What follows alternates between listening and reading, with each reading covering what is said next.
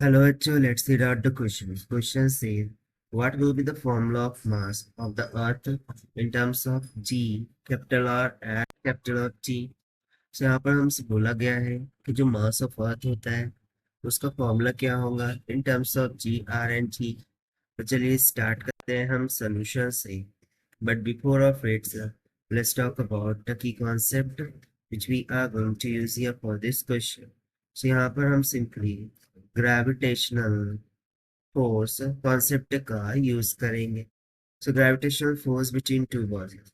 सो basically यहाँ पर हम एक बॉडी अर्थ लेंगे और दूसरा सैटेलाइट लेंगे।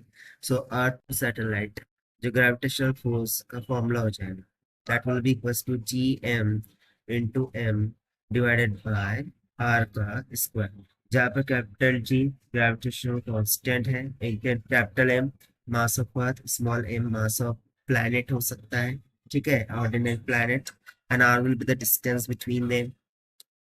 सो देखिए बेसिकली क्या हो रहा है कि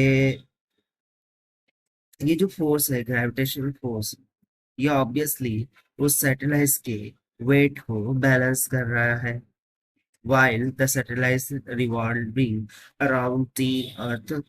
सो हम सिंपली इस ग्रेविटेशनल फोर्स को इक्वेट कर देंगे the weight of that satellite, ठीक है। सो डब्ल्यू एस से हम इक्वेट कर देंगे। सो एफ जी कितना होगा, G M m divided by r का square, this will be equals to weight by the satellite can be given as mass into acceleration due to gravity, that is g. So यहाँ दोनों जानिब small M cancel out हो जाएगा।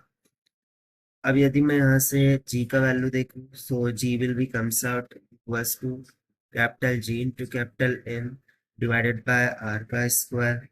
But हमें तो mass of earth in terms of this 3 find out करना था। तो यहाँ से हम बोल देंगे mass of earth M will be equals to g r का square divided by capital of G।